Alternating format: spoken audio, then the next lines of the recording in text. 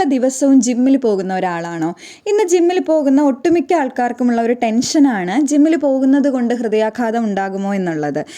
ഇതിന് പ്രധാനപ്പെട്ട ഒരു കാരണം കുറച്ച് കാലങ്ങളായിട്ട് നമ്മൾ കേൾക്കുന്ന വാർത്തകളാണ്. ഇപ്പോൾ ജിമ്മിൽ വർക്കൗട്ട് ചെയ്യുന്നതിനിടയ്ക്ക് കുഴഞ്ഞു വീണ് മരണപ്പെട്ടു, അങ്ങനെയൊക്കെയുള്ള വാർത്തകൾ. എന്നാൽ ഇതിൻ്റെ സത്യാവസ്ഥ എന്തെന്നതിനെക്കുറിച്ച് നമുക്കൊന്ന് വിശദമായിട്ട് പറയാം. ഹായ്, ഞാൻ ഡോക്ടർ അജിന, ആയുർവേദ ഫിസിഷ്യനാണ്. എൻ്റെ ചാനൽ ആദ്യമായിട്ടാണ് കാണുന്നതെങ്കിൽ കൂടുതൽ വീഡിയോസിനായിട്ട് മറക്കാതെ ഒന്ന് സബ്സ്ക്രൈബ് ചെയ്യാം. വ്യായാമം പതിവായിട്ട് ചെയ്യുന്നത് ശരീരത്തിനും മനസ്സിനുമൊക്കെ ഒരുപാട് നല്ല മാറ്റങ്ങൾ ഉണ്ടാക്കുന്ന ഒന്നാണ്. ഇത് രക്തയോട്ടം പ്രോപ്പറാക്കി ഹൃദയത്തിൻ്റെ ആരോഗ്യം മെച്ചപ്പെടുത്താൻ സഹായിക്കും.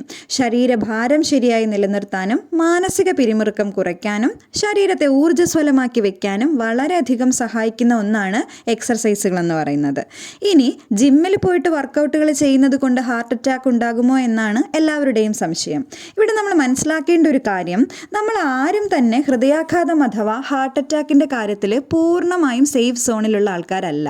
എന്നിരുന്നാലും ഹാർട്ട് അറ്റാക്ക് ഉണ്ടാകാനുള്ള സാധ്യതകൾ അഥവാ റിസ്ക് ഫാക്ടേഴ്സിൽ വ്യത്യാസങ്ങളുണ്ട്.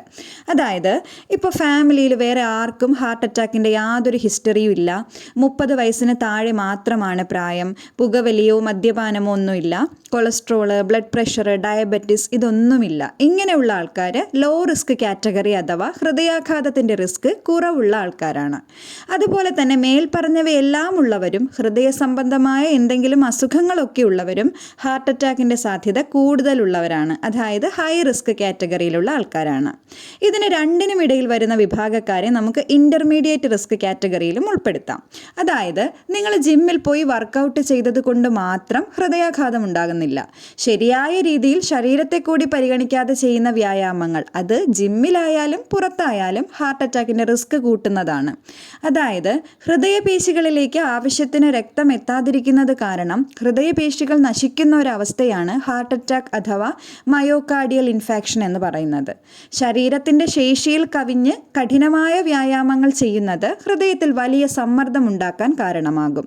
അതുപോലെ മുൻകൂട്ടി കണ്ടെത്താൻ കഴിയാതിരുന്ന എന്തെങ്കിലും ഹൃദ്രോഗങ്ങളോ രക്തക്കുഴലുകളിൽ ബ്ലോക്കുകളോ എന്തെങ്കിലും ഉള്ളവർ കഠിനമായ വ്യായാമങ്ങൾ ചെയ്യുന്നത് ഇത്തരം റിസ്ക് കൂട്ടുന്നതാണ്.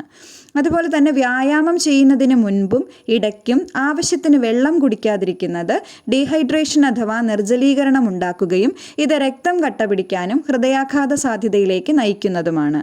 ഇനി ഹെവി വർക്കൗട്ടുകൾ തുടങ്ങുന്നതിന് മുന്നോടിയായി ശരിയായ രീതിയിൽ ആദ്യം തന്നെ ശരീരത്തെ ഒന്ന് ചൂടാക്കി എടുക്കാതെ നേരിട്ട് തന്നെ കഠിനമായ വ്യായാമം ചെയ്യുന്നത് ഇതിൻ്റെ റിസ്ക് കൂട്ടുന്ന മറ്റൊരു കാര്യമാണ്. അതുപോലെ സെഡൻഡറി ആയിട്ടുള്ള ഒരു ലൈഫ് സ്റ്റൈൽ പിന്തുടരുന്ന വ്യക്തികൾ പെട്ടെന്നൊരു ദിവസം വന്നിട്ട് ഹൈ ഇൻറ്റൻസിറ്റിയിൽ ഈ പറഞ്ഞ മുൻകരുതലുകൾ ഒന്നുമില്ലാതെ ഹെവി ആയിട്ട് വർക്കൗട്ടുകൾ ചെയ്യുന്നതും അവരുടെ ഹാർട്ട് അറ്റാക്കിൻ്റെ സാധ്യത കൂട്ടാൻ കാരണമാകും.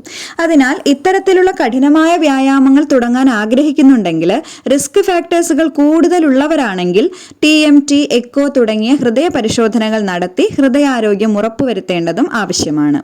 അതുപോലെ ഹെൽത്തിയായ ഒരു ലൈഫ് സ്റ്റൈലും ആരോഗ്യകരമായ ഒരു ഭക്ഷണ രീതിയും പിന്തുടരുകയും വേണം. കൂടാതെ ശരിയായ രീതിയിൽ വാമപ്പുകളൊക്കെ ചെയ്ത് എക്സർസൈസുകൾ തുടങ്ങാൻ ശ്രദ്ധിക്കണം.